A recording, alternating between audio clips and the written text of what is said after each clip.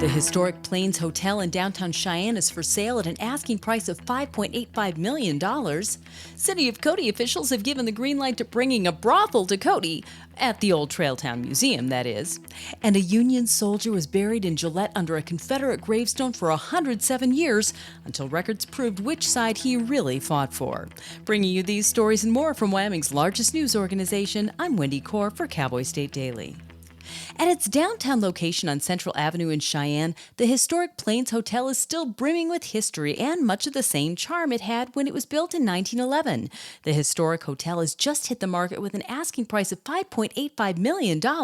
Hotel owner Astrid told Cowboy State Daily's Renee Jean she still believes the hotel is a bargain at that price. For its time, it was probably the best hotel in the West. It was a magnet. It brought all kinds of famous people to Cheyenne to stay at the Plains. Astrid believes the hotel's potential is still strong. During Cheyenne Frontier Days this year, for example, the hotel had 2,000 guests from July 21st to the 30th at the going rate of $600 per room per night. That brought in $230,000 in a 10-day period. Well, after a grizzly bear killed a couple in a Canada national park and hunters in Yellowstone country have shot bears in self-defense recently, the question is again raised whether a firearm or bear spray is the best defense to pack in grizzly country. The answer could be that it depends, according to experts. Wildlife biologist Frank Van Manen told Cowboy State Daily that when dealing with an extremely aggressive bear in situations where bear spray doesn't deter the animal, a firearm provides a quicker response time. Former Navy SEAL and outdoorsman Chris Forrest of Bozeman, Montana, said he favors carrying both bear spray and a sidearm. The general consensus seems to be that bear spray is the better overall option, though, and firearms aren't allowed in some areas. Well, City of Cody officials have given the green light to bringing a brothel to Cody, at the old Trailtown Museum, that is.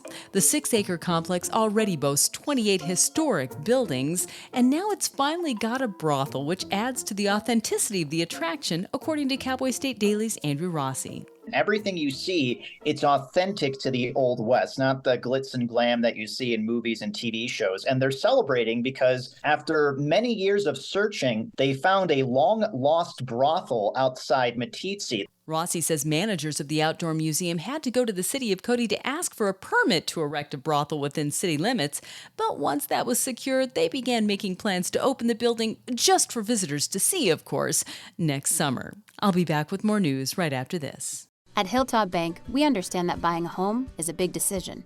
That's why we're here to be your trusted partner on the path to home ownership. Our experienced mortgage team will guide you every step of the way, from pre-approval to closing. We offer competitive rates and a wide variety of home loan options to best suit your needs. With our local knowledge and personalized service, you'll feel confident and comfortable throughout the entire home buying process. Contact us today to start your journey toward home ownership. Hilltop Bank, member FDIC, equal housing lender.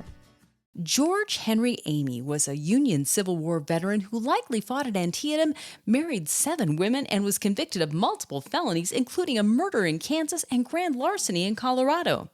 Amy died in Gillette in 1916, but in a historic blunder, he was mistakenly buried under a Confederate headstone. Now, Cowboy State Daily's John Thompson reports that after 107 years, that mistake has been rectified. He came from New York, but they found out that he was actually a Union soldier who fought at Antietam and had a very colorful past, but he had been buried under this Confederate marker for 107 years when they found this out. Thompson says that through homestead records and newspaper clippings, local researchers and the Veterans Affairs Office were able to correct Amy's history, and a new Union headstone was ordered and recently replaced the incorrect marker at Mount Pisgah Cemetery in Gillette. And Cowboy State Daily meteorologist Don Day says he wouldn't ever consider jumping out of a perfectly good airplane. However, Day helped set a new world skydiving record last week in Roswell, New Mexico. The record was for a 4-man skydiving team holding a formation. The Alpha 5 team jumped from the world's largest hot air balloon at 38,067 feet. Day was one of 6 members of an expert mission control team monitoring all the vital statistics of the team. This is the 3rd world record that Day has helped to set. And that's today's news. Get your free digital subscription to Wyoming's only statewide newspaper by hitting the subscribe button on cowboystatedaily.com. I'm Wendy Corr for Cowboy State Daily.